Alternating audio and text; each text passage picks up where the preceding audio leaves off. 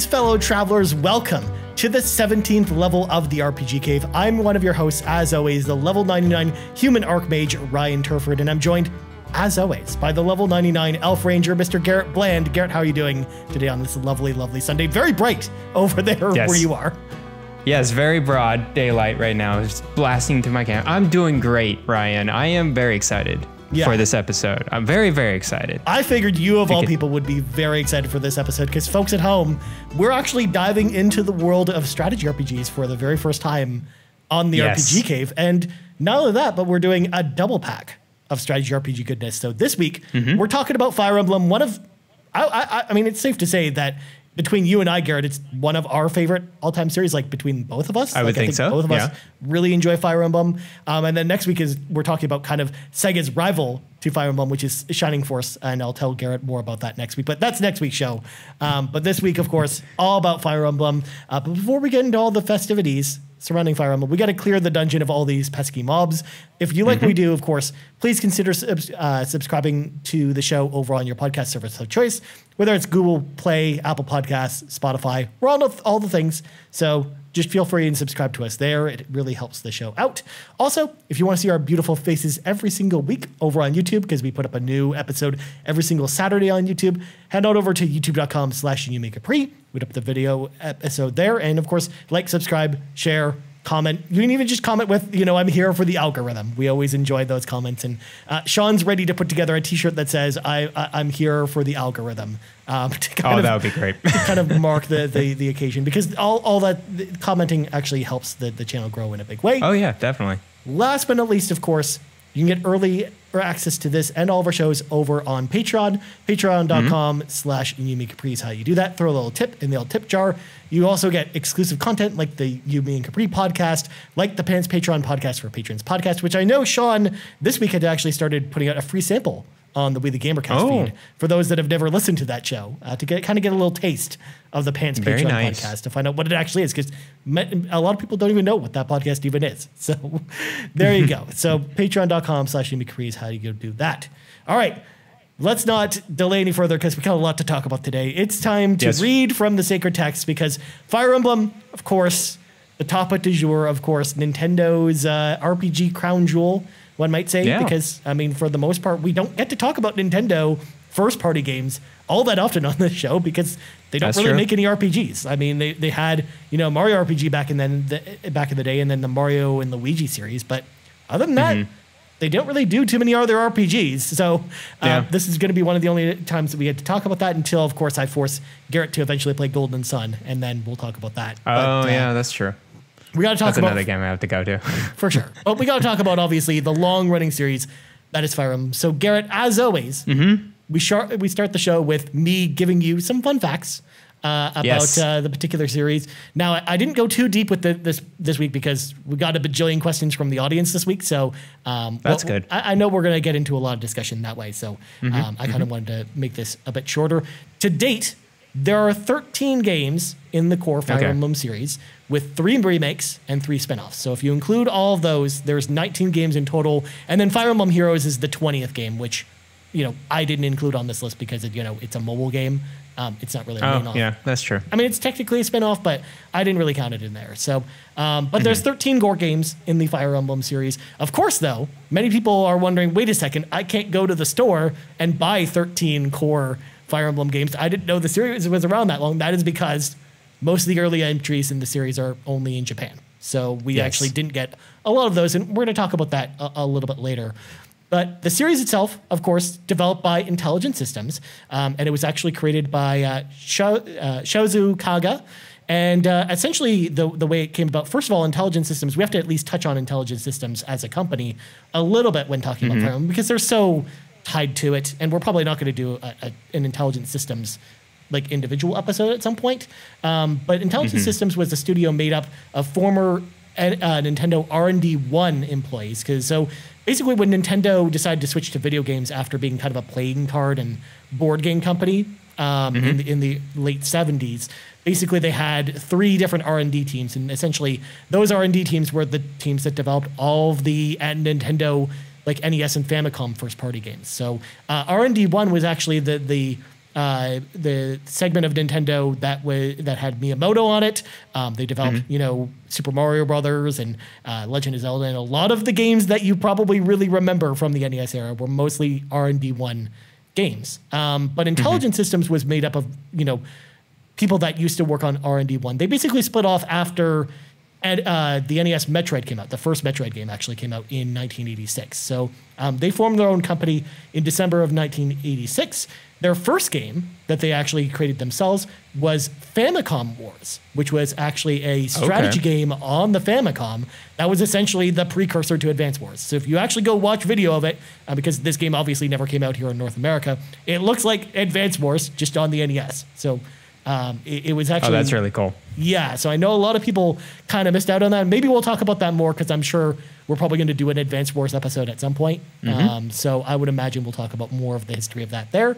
But essentially, Kaga-san wanted to do something really different with the next game that they came up with, and kind of wanted to build like the big franchise for Intelligent Systems, because they kind of, after Famicom Wars came out, they didn't feel that it was really going to be like a strong enough contender to basically be like the flagship series for this studio, essentially. So after brainstorming a lot of ideas, they thought of the idea of doing another strategy-like game like Advance Wars, but they wanted to add RPG elements to it. Now, the thing is, at this time, there were no other strategy role-playing games, period. Like, so this was a totally unique idea that just came out of nowhere, but it was the idea of from Kaga-san, who basically wanted to fuse the RPG genre with what they did with Famicom Wars, that really kind of created this own genre. So that's kind of how Fire Emblem was born as a series. So Fire Emblem, the very first release for Fire Emblem Shadow Dragon and the Blade of Light was released in Japan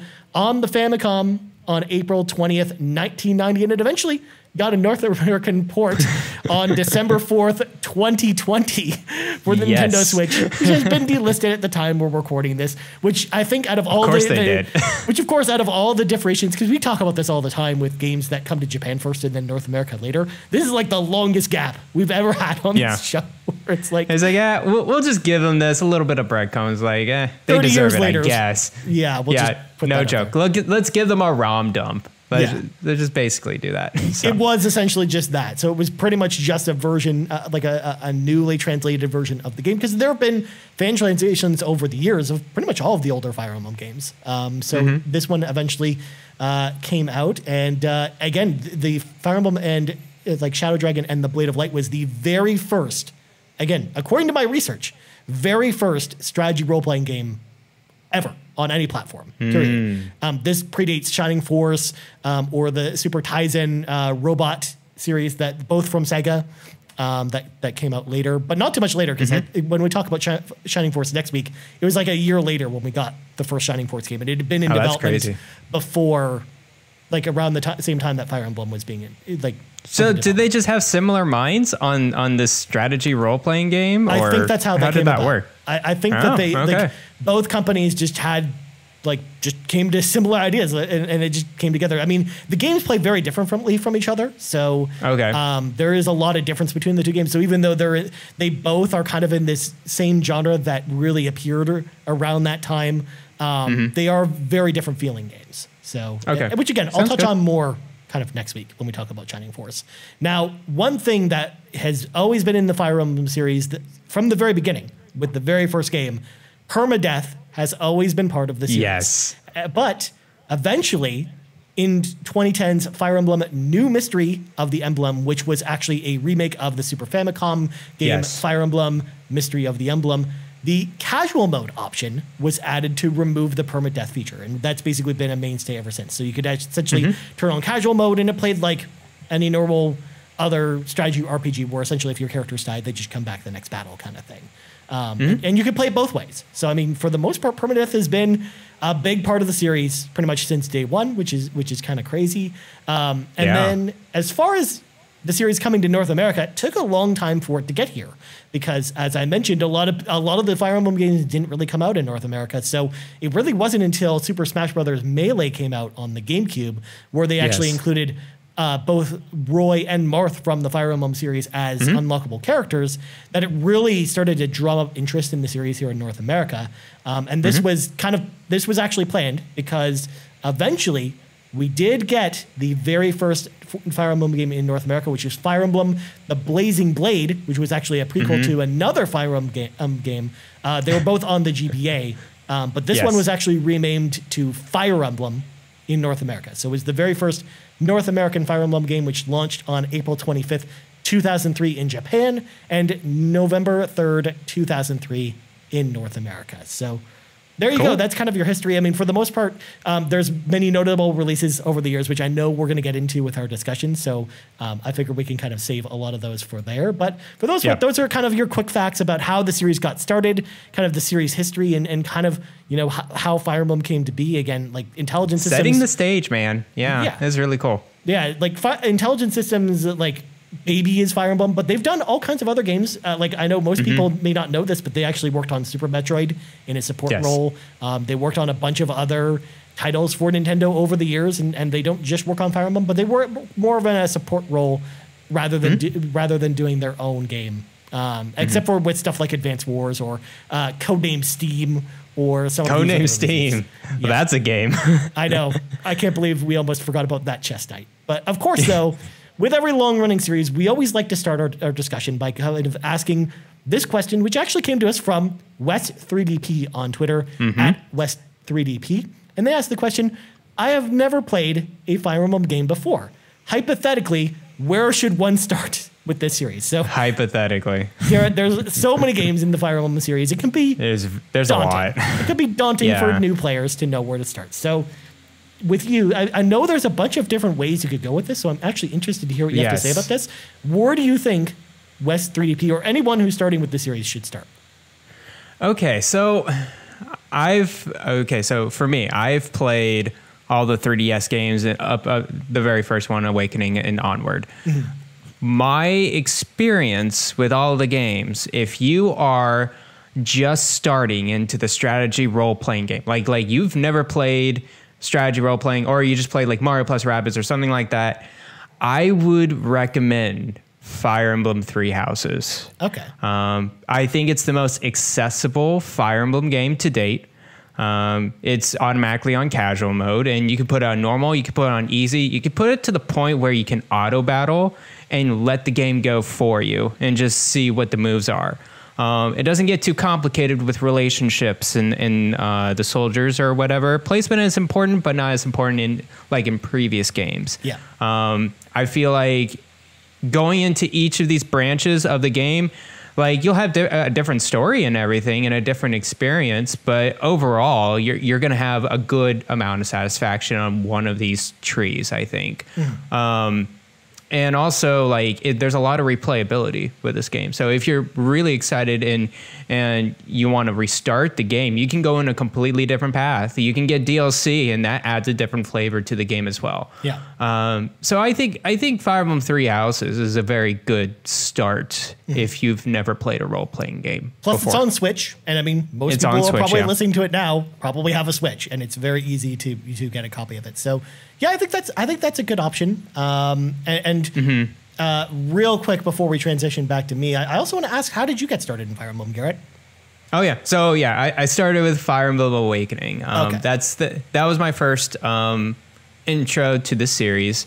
I think Awakening had a big of a revival with the series. I think a lot of people got into, especially in the Western audience, more into Fire Emblem with that specific game for 3DS. So yeah, from there, I've played every single Fire Emblem game from then on. What I really enjoyed about Awakening was like the different kids that you can get by doing this matchmaking type of system throughout the whole campaign. The story was very, very good. Lots of different twists in there. And the strategy, of course, was rock solid. So yeah, it was definitely, it's probably my favorite Fire Emblem game still to date. But yeah, from there, I've played every single one. Fire Emblem Fates, I only played the Conquest one, or the version of it. I know there's Birthright and Fates as well. It just got too confusing for me with that series. There's just so many different paths you could take, and like, I don't know, it didn't shine to me as much as the other games. Shadow of Valentia, very underrated Fire Emblem game. I really enjoyed the remake of that. I'm glad it didn't bring all the relationship and stuff like that into that game. It's a remake of an older game. Yeah, it's a Famicom game, essentially. It was like the second Fire Emblem game, essentially. Yes. And then I played Fire Emblem Three Houses and went one route for that one. And I didn't replay it since. So, yep. Nice. That's my journey for Fire Emblem. So as for me, I would actually go in a different direction as far as recommendations. So first of all, I don't think there's anything wrong with recommending Three Houses, because I think that Three Houses, I think, to all your points, is actually a very accessible entry. But the reason why I'm actually probably not going to recommend it is actually twofold. Number one, the length of the game for someone who is brand new to these types of games that maybe doesn't want to put in like the time investment to see if if this genre or if this game, especially if they're new to the genre in particular, like I think it might be a big ask for someone to spend 30 to 50 hours per line to basically play this game that they're not sure if they're going to like, right? So that's one of the reasons. And I know from talking to other people who had played Three Houses as their first entry, they were some of them were very daunted by the amount of systems outside of battle that they had to keep track of, like going around the school, interacting with people and stuff like that. So I just from anecdotally talking to people who had picked it up for the first time, I know that sometimes it could be a little overwhelming for someone who's maybe new to the series to jump into a game like that. So honestly, I'm going to steal the answer that you gave for what you started with and actually say that Awakening is probably actually what I would recommend to start with. If you've got a 3DS and you're able to either find a copy for cheap, but I mean, I know that the physical copies are going up in price, or just getting a digital copy. I mean, I think that it's a great entry because I think even though the battles aren't as easy as something like Three Houses is, as far as the amount that you can kind of tailor that experience to be very easy, I do think it is very user friendly as far as getting into it. Yeah. It does a good job of explaining all the systems too, because it was very much built as a game to get people into this series. Because for folks that didn't know, Fire Emblem Awakening was supposed to be the last game in the series. Because the problem was the series, even though it was doing okay in North America after the Game Boy Advance games came out, and then Path of Radiance and then Radiant Dawn came out.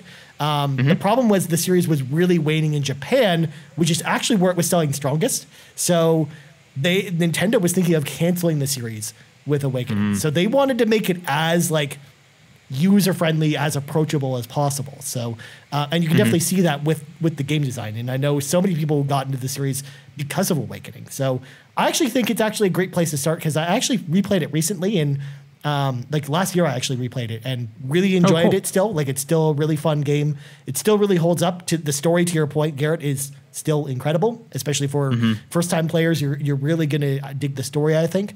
Combined with the fact that I think the mechanics are actually fairly simple, and the time investment is not very long in this game. You can beat it in 20 hours or less, I think. So, really? Okay. Yeah, especially if you're playing it on an easier difficulty, or if you're not playing on classic mode, I think you can definitely get it through it a lot quicker than Three Houses, I think. Even though it's Three Houses is long. Yeah. So I think because of the time investment for someone who may not know if they're going to like the series, I think maybe that's where you start rather than Three Houses. So as for me, as far as my journey with Fire Emblem, I definitely am more old school when it comes to Fire Emblem than Garrett here, because basically when I picked up Smash Brothers for the first time and unlocked Martha and Roy, I immediately took to those characters because I really loved the way that they played in Smash Brothers. But I just thought they looked really cool. They were really cool. Yeah. And then so I loved Roy. So I started doing more research about Fire Emblem and kind of tried to figure out what the series is, because of course we had never heard of it at that time, because I had played Smash in 2002, so I didn't play it right at launch. It was somewhere around there. But that's when I played it, so for the first time. So I was investigating a lot of games, but I ended up actually playing the Fire Emblem game that I talked about, the first one that came to North America, just labeled Fire Emblem, which was the Blazing Blade, of course. And really enjoyed that game. I also played The Secret Stones, which came out after that, which was also really good on Game Boy Advance. And then I'd skipped out on the Wii and GameCube entries because, as many folks know, those games had very low print runs, very hard to find, and are very expensive. They're very hard to find. Yeah. So for the most part, I never really played those games. So it wasn't really until Awakening came out that I kind of had the series kind of revitalized for me. I had also played some fan translations of some of the older Fire Emblem games as well before that happened, because I wanted to play some of the older games as well. But for the most part, that's kind of how I got into it, and I've basically been playing every new Fire Emblem game ever since, like Garret is as well. And I'm also hopelessly addicted to Fire Emblem Heroes on my phone, so there is that as well. Nice. So yeah, I'm a big fan of the series as well. I love Fire Emblem. So yeah, there you go. So that's kind of where we think we should start with it. But all in all, I should also point out as well that this is important to know for anybody who's new to the series. A lot of the games are not connected to each other, but a lot of the older Fire Emblem games are. So for example, all of the ones on Game Boy Advance in particular, all kind of tie into the older stories of Fire Emblem from like even the Famicom and Super Famicom days. They're connected both by characters as well as story arcs and other things. So for the most part, it sucks being a North American Fire Emblem fan because we still haven't gotten a lot of those Super Nintendo or even older entries in North America in any way. So you don't really know where to catch up with that story, unfortunately. So it's just kind of odd how that works. But all of the modern Fire Emblem games don't connect to each other anyway. So like Fates, Three Houses, Awakening, you can play any of those games and it won't really matter or anything like that. And obviously with Fates, they did something weird where they essentially released 3 different games that all happen in the same area, but they're all kind of interconnected. And I kind of look at them in the same way that I look at the 3 houses in Three Houses. That's true. Because each of the 3 houses is essentially its own game too, when you really think about it. It really is. It's kind of crazy to see how much, separation that they did with Three Houses and Fates. But I guess they just wanted players to have a lot of replayability with those games, so.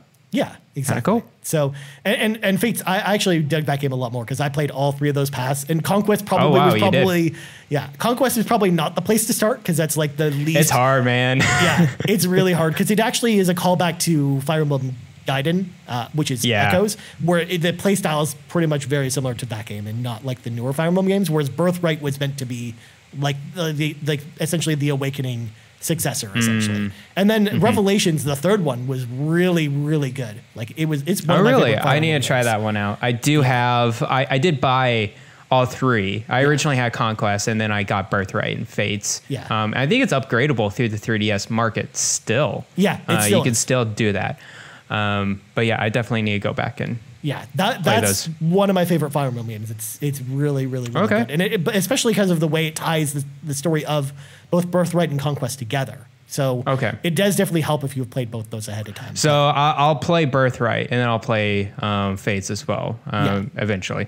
Cool. We'll see. I think Shadows of Valentia, the remake, I don't know why I gripped to that so much. I really enjoyed that one a lot. And it was actually surprising because they stripped a lot of the systems out, right? It's akin to the older games. And so I don't know.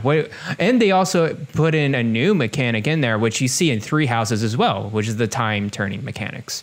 And that I can't go back really much anymore unless, I play a lot of now in classic mode with permadeath with Three Houses and Shadow of Valentia, only because there's that time turning mechanic. If you didn't have a time turning mechanic, I'd be like, no, I'm going back to casual because it can be brutal with permadeath. Yeah, so I feel like this was going to transition nicely to our mechanics stuff because we always talk about mechanics on this show. So then real quick, do you mostly play on casual mode? Is that kind of your jam, Garret, or what do you think? Well, Three Houses, I stick to my guns and I went classic mode just because there was that time turning mechanic to help me out there. I think that I didn't enjoy that playthrough as much with that mechanic just because you're so stressed. And like you have to put it in the correct placement or else you're done. And thank goodness there was a time turning mechanic to give you some leadway, some wiggle room throughout a battlefield. But even at that, man, even the later battles of Fire Emblem Three Houses, classic mode is pretty rough. Yeah. I think I want to go back to casual mode now, just because I just want to enjoy the game. I just want to get through it. And if I say, to me though, I cannot have any character die. If I have a character death, I feel like it just destroys my experience in the game. Just because, well, what if it flicks off another character and then another character? It happened to me in Conquest, actually. I was down to the last battle, and I remember 2 or 3 of my characters were just done. And I'm like, how am I going to beat this game? And eventually, probably like the 7th or 8th playthrough, I beat the last level. So yeah, I would recommend, like, try out classic mode and see if it fits for you. But man, it really bogged my spirits down. I need to go back to casual mode. So what about you? So fun fact, as soon as they introduced casual mode, I've always stuck with casual mode. And the reason why is just like you, Garrett, I'm a perfectionist. So if one of my characters dies, I just restart the battle anyways. But then I was like, well, wait a second. If I'm always just restarting the battle anyways, if anyone dies, why am I even bothering playing classic mode? Because at that point, yes, don't get me wrong, it's like the most representative of the older Fire Emblem games. But at the same time, I'm like, there's no reason for me to, if I'm not perfect, then I have to start this whole battle over again. And some of the battles can go on for a long time. Like, I don't want to have to do that. So because I know I'm just going to do that anyways, I just bite the bullet and just play every game on casual mode. Because like sometimes I'll try and start a game out on classic mode just to see what it's all about, or if there's anything different. But no, I mean, I know myself too well, so I know I'm just going to restart anyways if I lose anyone, because I don't want to lose anyone, and I don't want to just keep restarting battles. That's silly. So yeah, that's why I do it that way. So I just play it on casual mode. There's no shame at all. There's really no shame to it. But because you just play how you want, however you want to play to have fun, essentially. Is how I look at it. So I don't mind playing on casual. Now I do bump up the difficulty because I play on casual. I do as well. Yeah, because I played on hard mode usually exclusively. Me too. But because knowing that I'm turning off the permadeath system, I want to make it a little more challenging for myself. But yes, for the most part, I don't think there's anything wrong with that. But going back to the time turning mechanic real quick, Garrett, for anyone who's never played a Fire Emblem game, can you really explain it for a second? Because I know what you mean, but not everyone knows. I don't think Sure. So they introduced this in the Shadow of Valentia game. Basically, when you go into a battle and you have you do a set amount of turns, there's this time turning mechanic where you have a limited number of tries to actually go back a set number of turns. I think there's like a max amount of turns you can go back to. But I think, and maybe it's like 3 to 5 tries in Shadow of Valentia, and then up to like 10 to 20 in like 3 houses. But basically you can just rewind and just try again to do different placement of your characters. Just go back, I don't know, 5 or 6 turns and see how you can do it differently. And again, I really enjoy doing that actually in classic mode, just because I go through various bits and places and I'm like, oh, my character dies if I do it in like this kind of way. Like I move the characters off to the east, or of like, okay, let me put this one specific character to the west. It's all about character placement, definitely in this game. So it really does help me out and give me some wiggle room when I'm playing in classic mode. Yeah, definitely. And between Fire Emblem, like you said, is all about placement, especially like making sure to have like troops that also kind of work well with each other, kind of next to each other as well, because you can kind of combo off that way, or they can defend you if you're being attacked. So that's been part of the series since the Super Famicom days, which is really interesting when looking back on kind of the history of the series and kind of where kind of the team up mechanics kind of happened. Although the team up attacks where essentially the 2 characters attack at the same time really started with Awakening. But the team-up system itself goes even further back than that. But other mechanics that really play into Fire Emblem, the weapon triangle is a big part of Fire Emblem, because essentially you've got swords, spears, and axes, and they kind of and they're kind of on like this triangle across from each other, and then like one is weak against the other. And as well, you've also have to consider weapons like bows and arrows, for example, are really good against flying units. Like they pretty much kill them instantly, or they put them to near death if they get shot, essentially. And then magic's kind of out there in certain scenarios. Like there's certain things. Like magic, I think, is really good against like heavily armored units, but then less good against like quicker units that can kind of evade it. I think that's how that works. Magic's kind of its own beast in Fire Emblem. But what's also interesting about the series as well is that all of the weapons that you have or spells that you have in the game for your characters have limited uses. So you can't use them forever. Like your bronze sword, for example, that you start with a lot of your characters, like you can only use them usually like 35 to 50 times in battle before you have to basically get a new weapon or repair your previous weapon. And that's, again, something that's kind of been in the series pretty much ever since the beginning, which is interesting. So you actually go through a lot more weapons in this game than you probably do in a lot of other games. Or sometimes your character will be carrying like 5 swords on them because when one breaks, you want him to switch to another sword because otherwise you don't want a weapon to break in battle and then going, hand to hand against enemies that are way more powerful than them. It's very silly and annoying. So there's that. And spells work the same way as well, where you basically buy the spells from a magic shop, and then you can only use the spells a certain number of times before you have to buy a new spell from the magic shop, which is interesting. You don't really see that from a lot of other strategy role-playing games. So no, you really don't. It's a lot of expendable type of items in there. I didn't care. I don't care about that much. I wish they did a little bit. They have not been creative with the items and weapons in general ever, like in the series ever. Oh yeah, you basically have like the same names like going back to the original Fire Emblem, like especially with the progression that you go on, because essentially your characters will level up their weapon skills over the course of the game from like F rank, I think, is where they start, all the way up to S rank, essentially. Yeah, S, yeah. Yeah, and as you level them up, you have access to new weapons for each level. But a lot of times, like even across like the 3DS games all the way up to, 3 houses, they all use the same weapons at the same stages and everything. So not a ton of creativity, although some of the special weapons they have for some of the special characters they're a lot more creative with, I find. Anyways. But so that's as far as those mechanics works. Otherwise, the games themselves are all top-down, grid-style, turn-based strategy games. They really haven't changed that up since the beginning. They've only done a couple of spin-offs where it was different from that. For example, Fire Emblem Warriors, the Dynasty Warriors-esque game, obviously was the first and only Fire Emblem action RPG that exists. So there's that. You also had the crossover with Shin Megami Tensei with Tokyo Mirage Sessions, #FE, because then you had Fire Emblem characters as kind of like the summonable characters in that game, which was really interesting.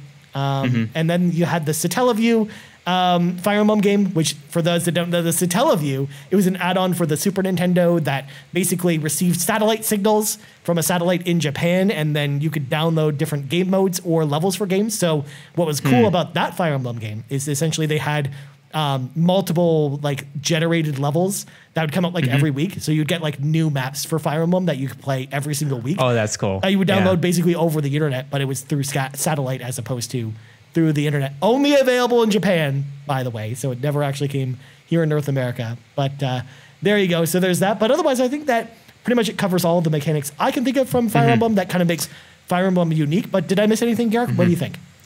I'm thinking there was a major difference between Three Houses and the 3DS games. What about classes of the individual characters? What I remember, and tell me if I'm wrong, Three Houses did not have it does have specific classes, but you can raise skills of different weapons. So you can really be very, it does have classes now, remember, sorry, yeah. But it's very, you can change them pretty wildly, like very customizable characters compared to like previous games. Previous games, it's like, here's a straight tree for this character. It is a bowman, and it can only be a bowman or maybe a horse bowman or something along the lines of that. Whereas Three Houses is like, this character can be anything you want, and you can try to make sure to press it into a certain class or something like that. I think that was a little bit weird for me, especially it's just like, I understand it's more customizable, but like it doesn't, like, I don't know what this character is great for now. Yeah. Like it doesn't fit with the flavor of the character is what I would say. Right. And it's like, well, I want this character, I guess, to be more magician because you start out as a magician. So let's just carry out for it. But I've seen some crazy builds now in Three Houses. And I'm just like, why is Hubert a warrior or something like that? Yeah. It's like, I try to make it very off-putting. I remember one of my friends is like, he did a playthrough of Three Houses. Like, let me just choose at random, like roll a dice and figure out which class this character is going to be in, and just played the game like that. But anyways, what do you think about classes and characters? Yeah, I think that I agree with you. I think that I preferred kind of the older system because it made you feel more like that character had a specific path, and it felt like like that character was really well defined in that way. Because again, it's weird to see like some of the smaller characters be some of the warrior characters and have like kind of the big burly dudes be kind of your magicians.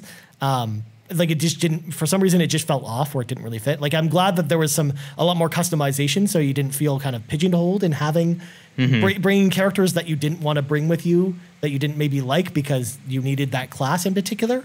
So I do like it from that aspect, but at the same time, I'm like, yeah, it's fine. Whereas I kind of I prefer the older system where I do like some of the unique classes that you also get from some of the other characters, like the dancer class with Olivia from Fire Emblem Awakening, or even some of like the beast classes, like Tiki, for example, where she can turn into a dragon, as well as like some of the other classes as well that are like really unique to this game that we don't really see in a lot of other strategy role-playing games or just RPGs in general, which I thought was pretty cool.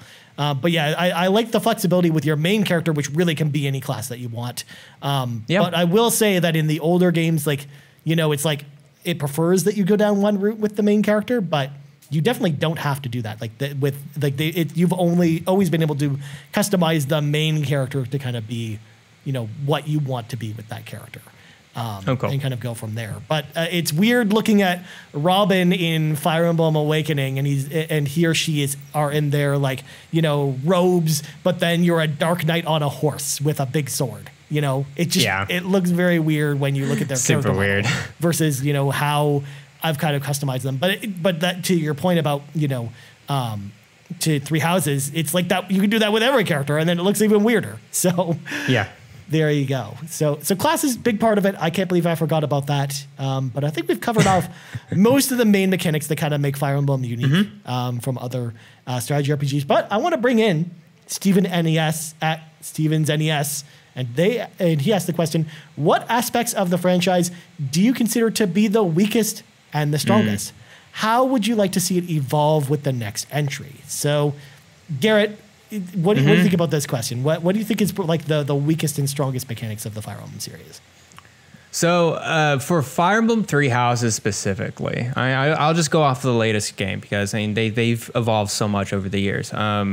I agree with you, Ryan, that I think one of the weakest mechanics in that game is there's so many things, extra little things you gotta do in that game other than playing the game itself. Like going and spending time with the characters. It was trying, actually, I really think it was trying to be more like Persona. Yeah. In a sense that they want you to bond with characters and have more dialogue with them, and do extra little side things that gives them buffs. And I'm like, that's fine and all, but it's just daunting to just go around this huge hub and like figuring out where all the characters are and then going throughout the day. And then like that in that time schedule sequence as well.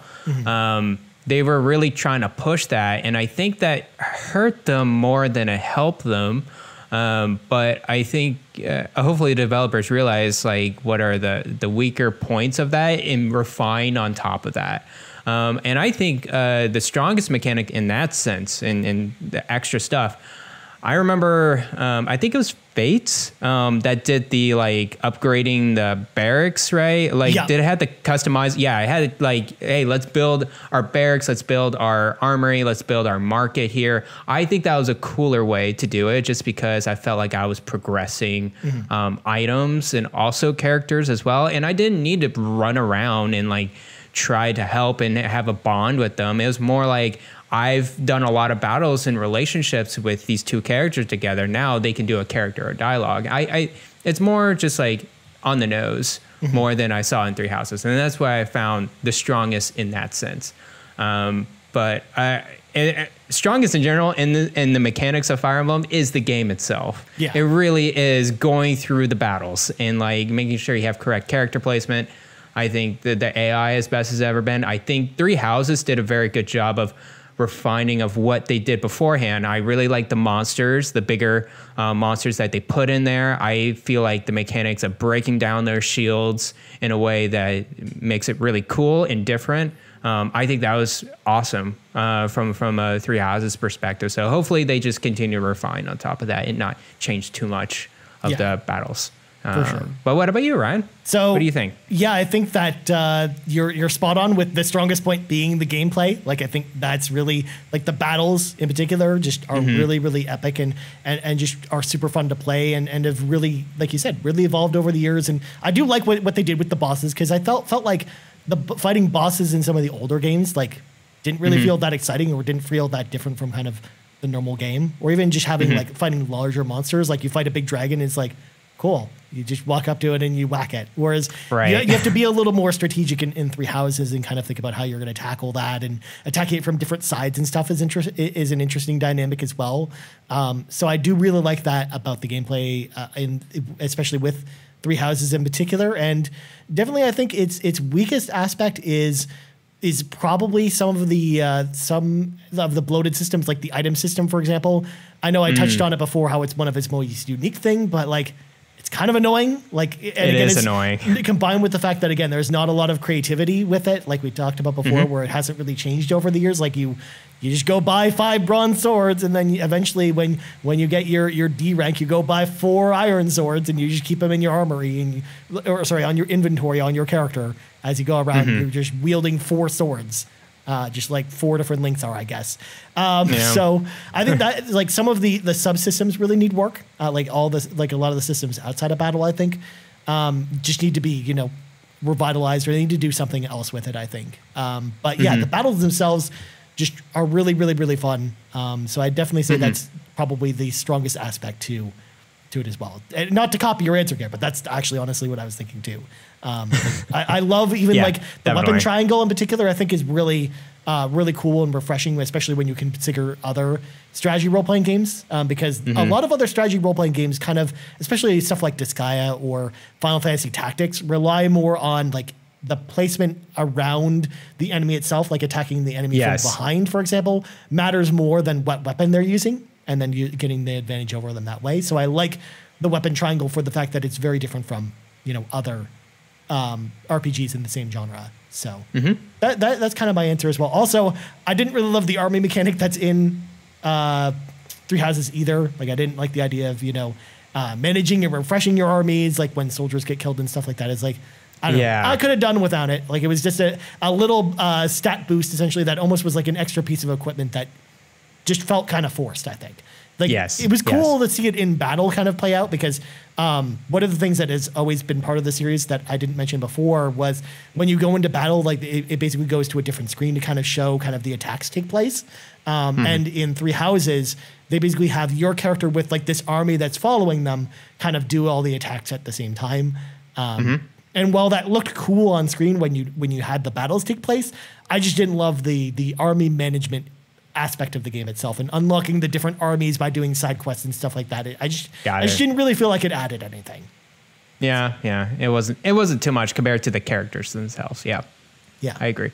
So as far as Steven's question asking about how we would love to see it evolve in the next entry, I would love to see kind of an overhaul to kind of the item system, maybe remove kind of the army system that we saw in Three Houses, maybe also tighten up some of the home stuff like you talked about, Garret, like all of these systems outside of battle, maybe tighten those up a little bit. And because don't get me wrong, I didn't mind the day-to-day thing that they did in Three Houses as much, because I like that in Persona as well, but I just don't think they needed to have like the breadth of, little things you had to manage on the day-to-day system, I think. There was so much stuff to do. It wasted a lot of time in that game. So just make that quicker, make that snappier. Or just don't make the monastery so big and annoying to navigate. Because my goodness, trying to find anything on the map, like it was fine once you kind of knew where everything was, but like I remember for the first couple hours, I was like really struggling to find like where the specific party member was on the map because it doesn't show them. So you have to kind of guess what to do. So There you go. Well, speaking of the future of Fire Emblem, we should talk about that, of course. So I want to bring in SammyDoom at SammyDoom on Twitter. And they asked the question, I would love to see the Fire Emblem series in a more futuristic setting. What would be your wish for the future of Fire Emblem, like the future entry of the series? So first off, we didn't talk about it as far as the setting is concerned, but all of the Fire Emblem games are all like medieval fantasy games. We don't have any Fire Emblem games that are outside of kind of that genre, essentially, or that location. So what do you think about the idea of doing a futuristic Fire Emblem game, or even what do you want to see from a future entry, Garrett? Futuristic setting is an interesting way to put it. You're going to have to rehaul, as you said, a lot of the item-related things. So it's not going to be spears, axes, and swords anymore. It's going to be guns and rockets and tanks, or not even tanks, or maybe just different guns, different types of guns, like Uzis versus sniper rifles. Right. So it would be interesting to see. That would definitely be a difference in the Fire Emblem, especially with placement and everything. It's more geared towards melee combat, even though there's some ranged involved with it. But in a futuristic setting, it's going to be more like, I would have to say, XCOM-like. Like, you're going to have some covers or barricades in there to implement it into the game in order to make it, I don't know, somewhat fun. It can't be just open like you see in Fire Emblem. So a futuristic setting in the sense of like aesthetic, that would be cool. I think they could do a really cool way about it. But in terms of mechanics, I'm not sure how they would pull it off other than copying XCOM or something along the lines of that. What do I wish?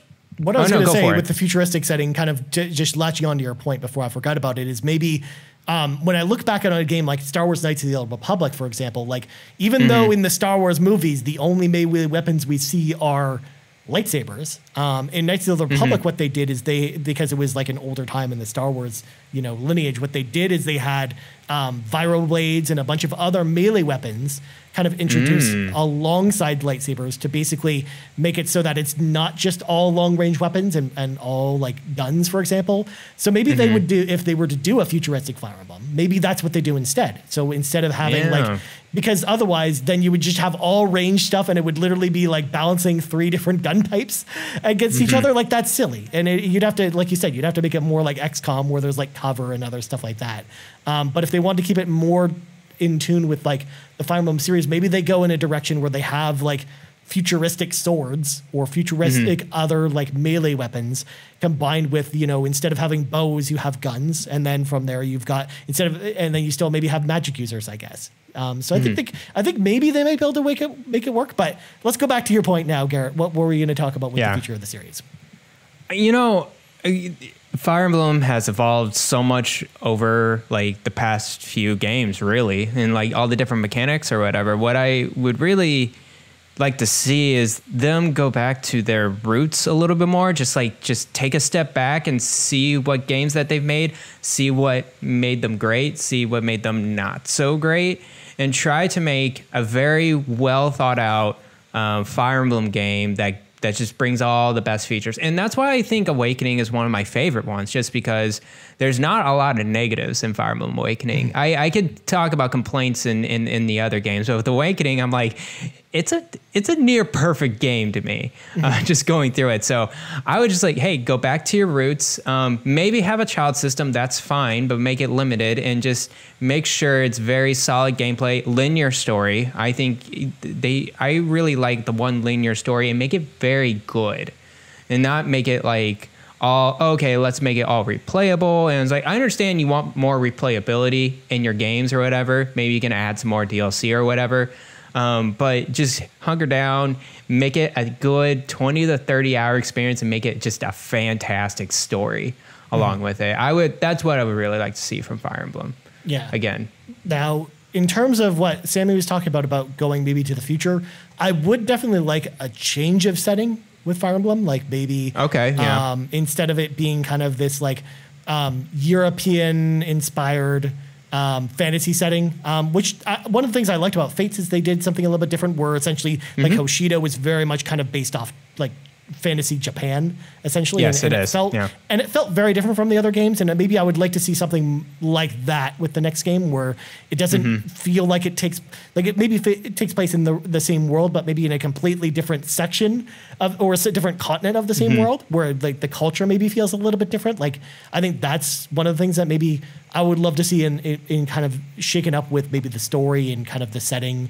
I think would be different. Like, it doesn't have to go futuristic, I think, to be different. But maybe even if it goes earlier in time or maybe later in time, like, it doesn't have to be super futuristic, but you could get closer to, you know, like a lot. You can make it more steampunk, for example, like Codename Steam or something like that. Steam.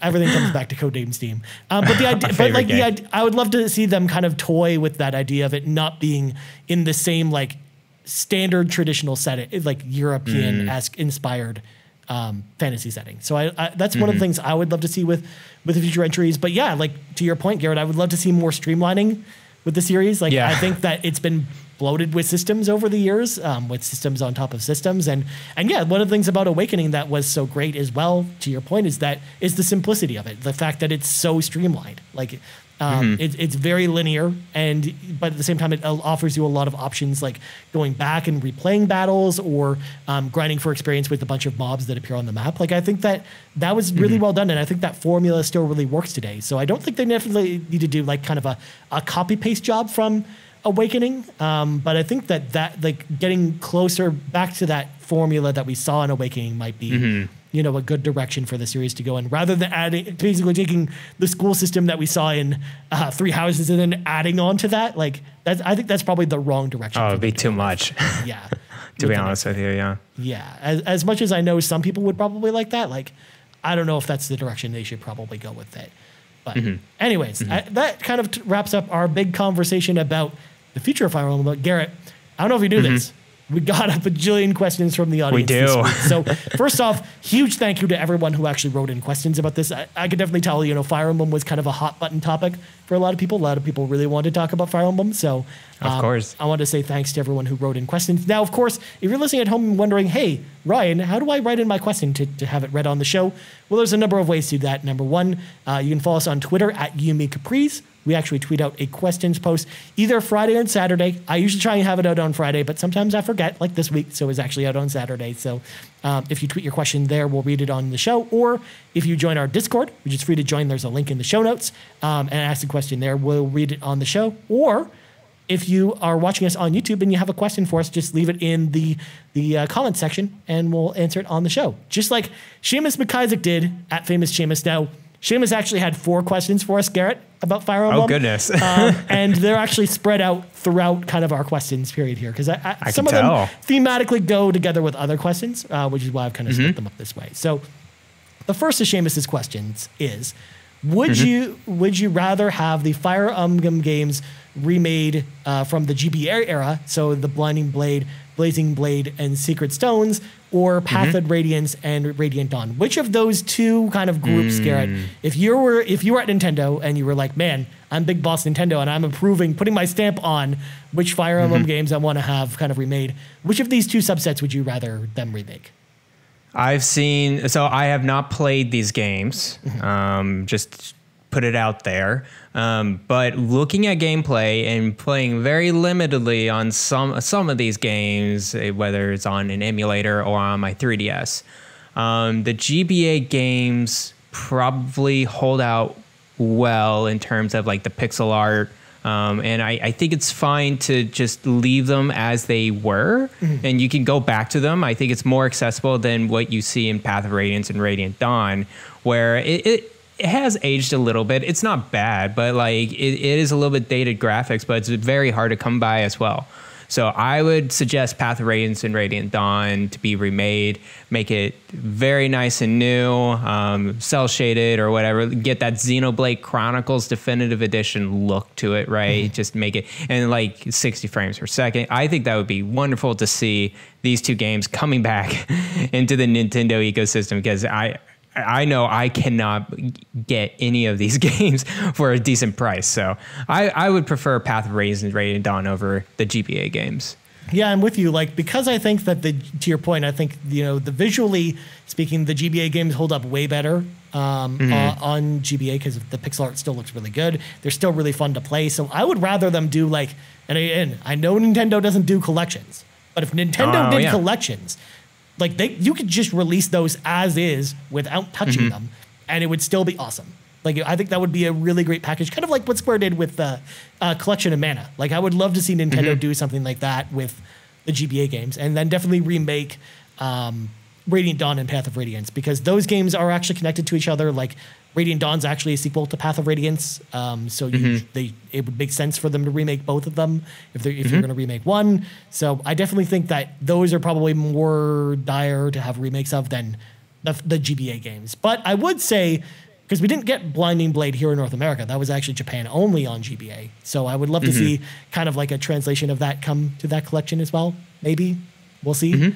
But next up, speaking of Japan only games, Mike at BlazeKnight0923 asked the question, would you rather see more straight ports of classic Japan only Fire Emblem games like Fire Emblem Mystery of the Emblem, or remakes like Fire Emblem Echoes Shadows of Valentia? So before I turn it over to you, Garrett, what I'm going to say to this question is I would love, at this point, just having straight ports of them, because number one, they're on, especially the Super Famicom ones in particular, because again, to our point about the GBA ones, and as someone who's played the fan translations of a lot of those games, I actually think they hold up really well on the Super Famicom.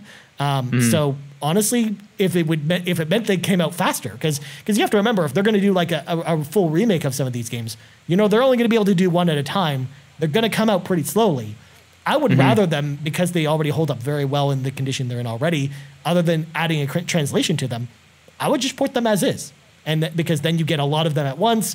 They don't have to spend years on it, and then they can remake. Then that doesn't even slam the door on them doing remakes of them later down the road. But what do you think about this question, Garrett? What do you think?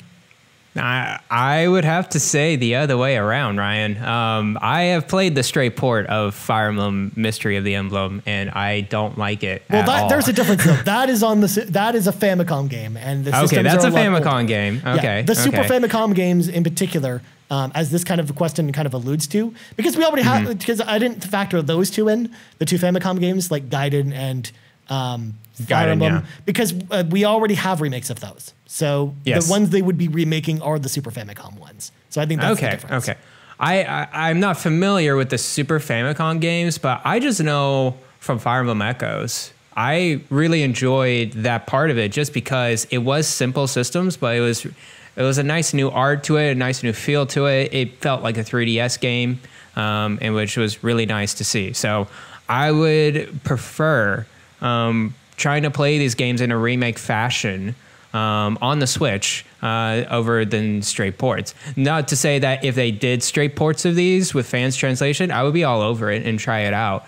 But I think Fire Emblem Echoes is a really underrated Fire Emblem game. Yeah, it is really good. Series, so. Yeah, I agree. All right. But, and also fun fact, if you want to play the straight ports of these right now, you can go on you sign into your Japanese Switch account, and you can play them right now on Nintendo Online. They're all in Japanese, so you won't understand any of the story. But you know what? Right. You can still play them. That's one of the reasons why I have my Japanese account, is to actually get those Super Famicom games, which is awesome. Yeah. All right. Which next, are nicer. Next question is, we actually have two questions that kind of tie together, so I'm going to kind of lump them together. So first up, Seumas MacIsaac at Famous Seumas Returns asks the question, do you try to do the relationship stuff in all the games, or do you only do it in the newer titles like Awakening Onward? And then Sean Capri, at Sean Capri, the pants man himself, we know that guy, asks, I'm embarrassed I haven't asked this question for every show. Who is your favorite waifu or husbando from Fire Emblem games? All right. Obviously, I think it's been since the Persona episode, Garrett, where we've really talked about relationships in games. So that's true. Start me off. Who are some of your characters that you've romanced in some of these games? So I got a few. I actually grabbed 4 characters from each of the games that I have played, and I was like, yes, those are my husbandos and my waifus.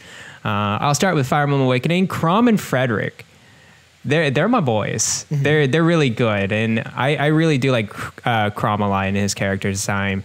And for the females for Fire Emblem Awakening, I'll go with Tharja and Tiki, actually. Those were my favorite character designs out of there. Fire Emblem Fates, of course, was it Camilla? Yeah, shout out to Camilla as always. But I did put in other female characters like Charlotte and Effie. I really enjoyed those character designs in the Conquest route. They were more knights or whatever. And then Xander and Niles as well. Fire Emblem Three Houses.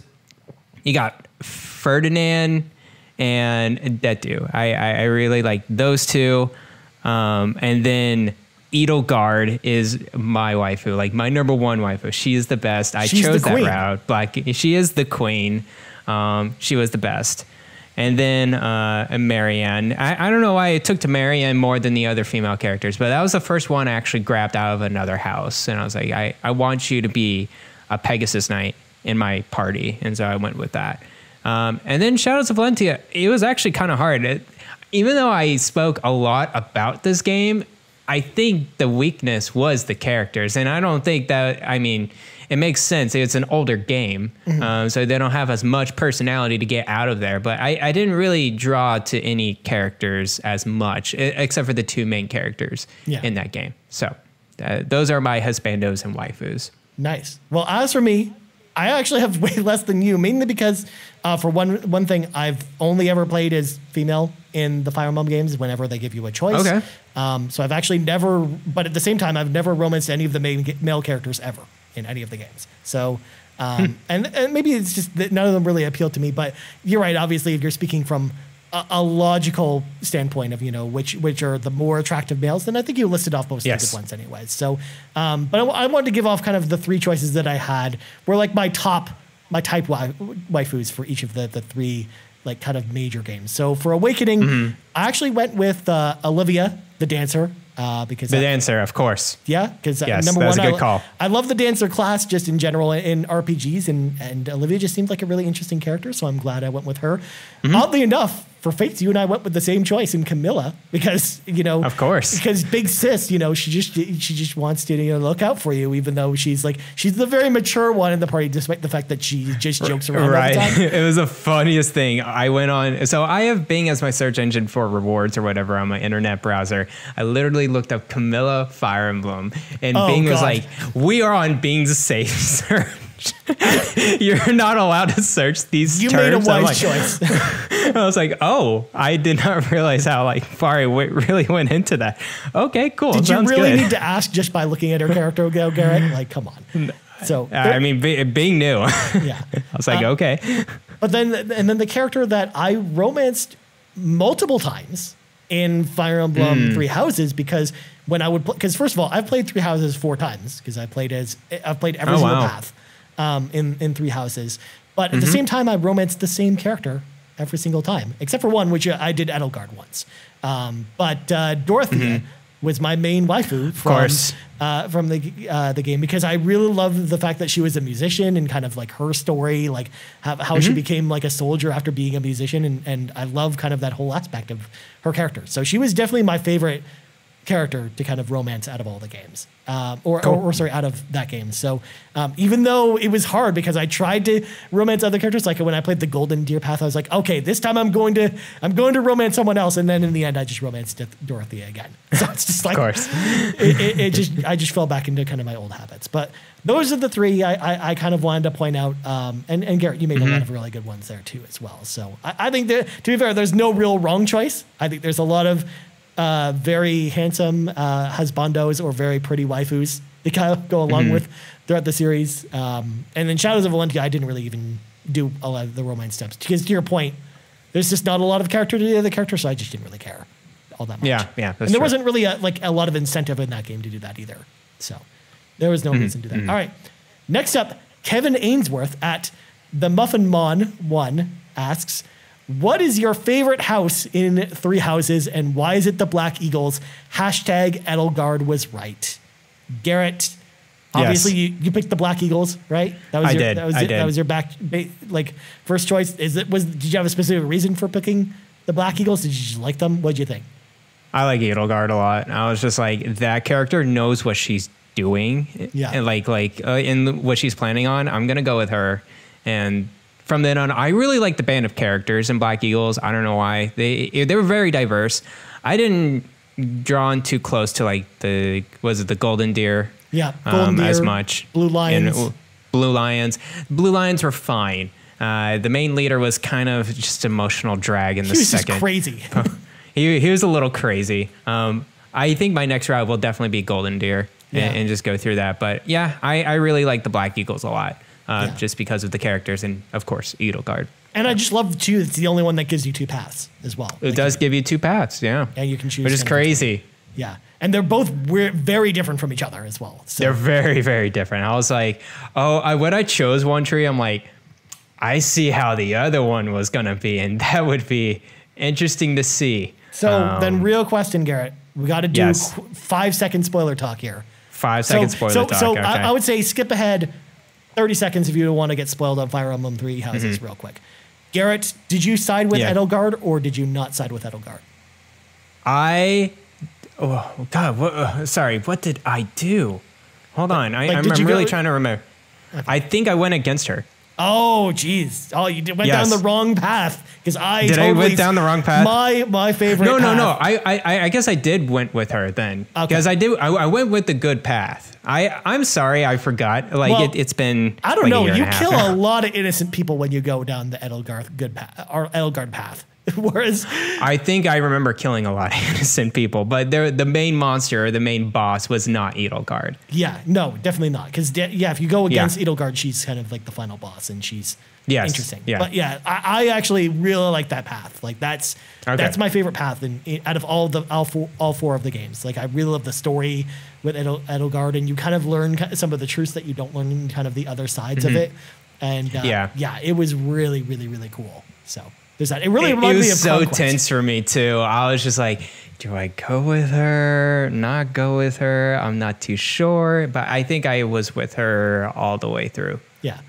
The game. Yeah. It really reminded me of Conquest, which is one of the things I liked about Conquest. Yes. Where it was like a much darker story, but at the same time, I liked kind of the revelations that came from it too. So there you go. Yeah. So now hopefully y'all are back. That's the end of our Fire Emblem 3 Houses spoilers. And then last Fire Emblem related question comes to us once again from Seumas MacIsaac at Famous Seumas, who actually asked 2 questions here. But let's jump into it. What are your favorite characters in the series? And also, what are your thoughts on Fire Emblem Heroes, the mobile game?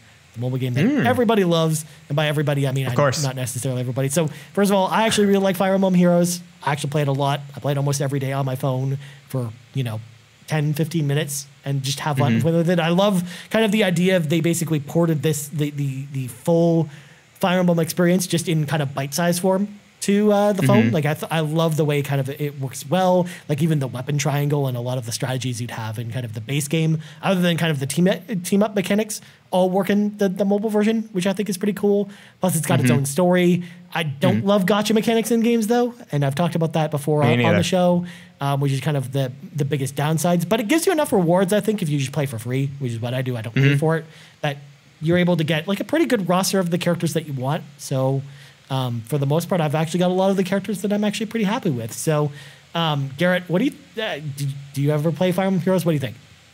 I have played Fire Emblem Heroes, like kind of the initial first 6 months of the game, and I kind of dropped out. I do that with most or all mobile games. I don't keep up with any mobile game on my phone. I really enjoyed what I played with it, but when I got to the point of like, I think it was beating the main story, and just like repeating these battles, and I'm like, I'd rather take out my Vita. I'd rather take out my 3DS and actually play a game than continuing going over and over again. I really do enjoy how Fire Emblem Heroes, it is short. I really do like how simple it is, and you could just go through a game probably like in 2 minutes.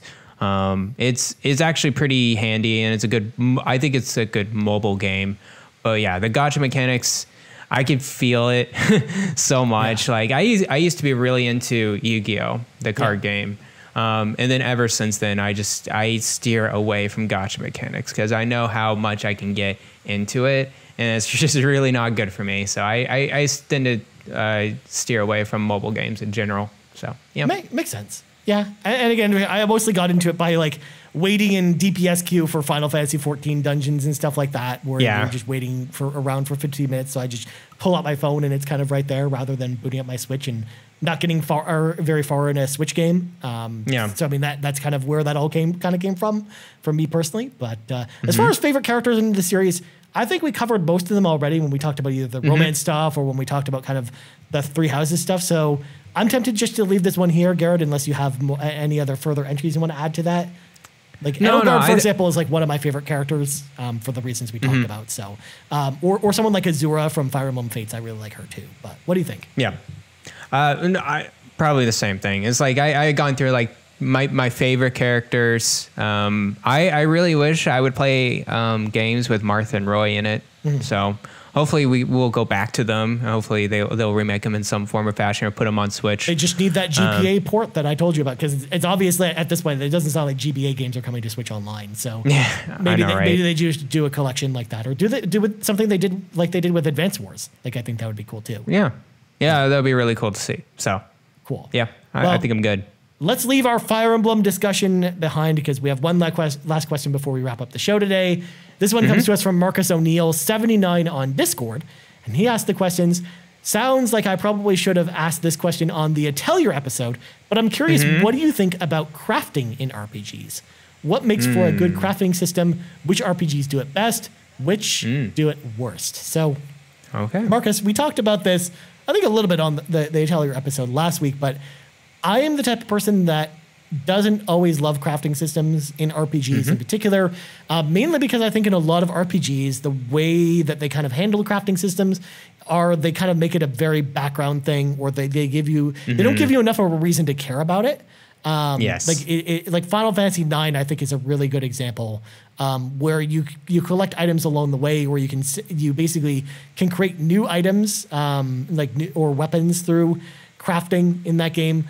But for the most part, like all the best weapons in that game or best items in the game, you don't really get from crafting anyways. So it almost feels like a system that isn't really worth it. Like there's also an upgrading system that can upgrade your weapons, which I think is useful. But as far as the crafting new weapons and items is concerned, like it just feels like it just takes a backseat, and it just exists just to be there as a system that exists. So I think that's kind of the problem I run into with a lot of RPGs, is I don't really feel like I need to care about the crafting system. But also I don't like crafting systems either that are like too grindy. Like you have to go kill this like one enemy like 60 times to get the part you need to go make whatever item you need. So I think that's where I come down with it. So crafting systems are fine.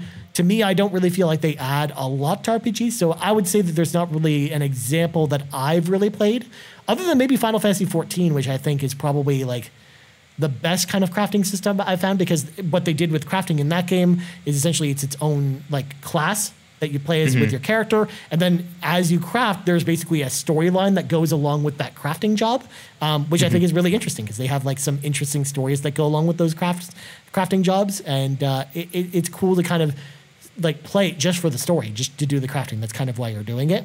So that's the only game I've really ever been attached to crafting in any way. And again, that's an MMO, so it's very different from what we see in like traditional RPGs. So Garrett, I think you're probably into more crafting than I am. What do you think about this question?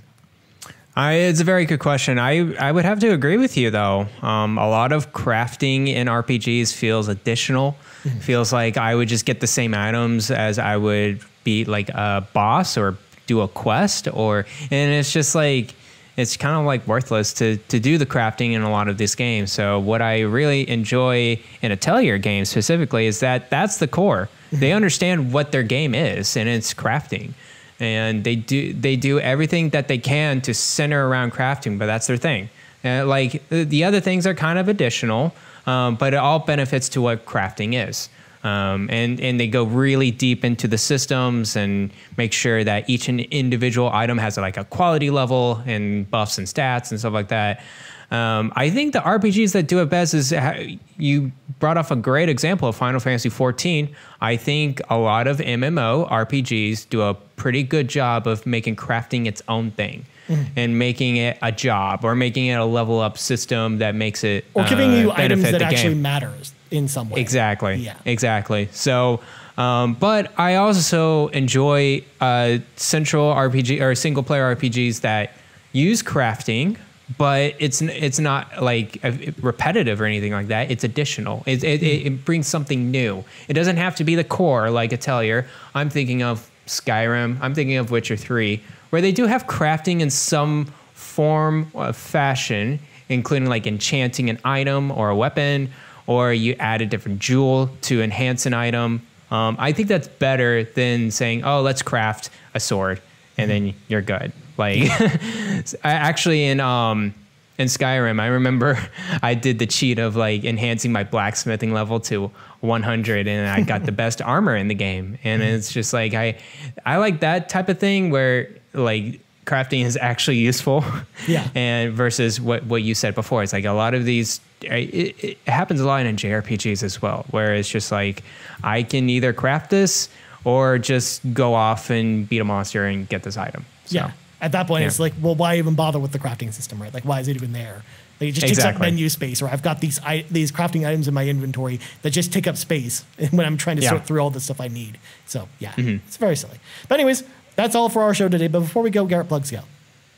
You can follow me on Twitter at Blind Explosion, and you can not follow me on Twitch at twitch.tv/Blind Explosion because I don't stream right now.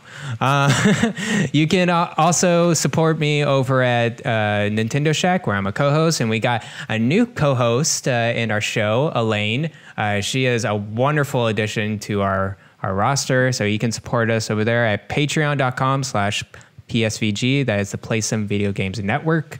And yeah, that's pretty much it. Very nice, my friend. And I'm glad we finally have another Metroid fan on your panel over there. So then when Metroid Dread comes out, I won't have to, hear about you guys, being sad about it. Even though I know both you and Rebecca are going to be very sad about that game too. Yeah. But enough about Metroid, because I love Metroid and I could talk about it all day. I'm Ryan Turford. Of course, you can find me on Twitter at Ryan Turford. You also find us on Twitter at Yumi Capri's, on YouTube at youtube.com/Yumi Capri, and on podcast services around the globe.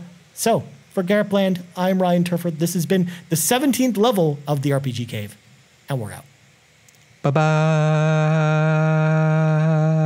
The RPG Cave's mana is fueled by patrons over at patreon.com/Yumi Capri, and I want to say thanks to each and every one of our Patreon supporters for all of your support throughout the years, as well as supporting our independent content. And let's start by thanking our premium producers, Dallas Ford, Lee Navarro, the fearless leader of the Phoenix Overdrive Extra Life team, and Jonathan Brown. You can find his content over at youtube.com/PM Entertainment.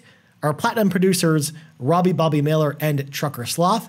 And our gold members, Argo, Brendan Myers, Dallas Robbins, Emily O'Kelly, Heather Boney, James Johnson, Joel Brooks, Jose Jimenez, Mac Time, Benji Kong, Marcus O'Neill, RJ Kern, Dano, Skinny Matt, Mr. and Mrs. Nasty Boots, Foolish Fuji, and Xavier Reyes. Thank you all for all of your support.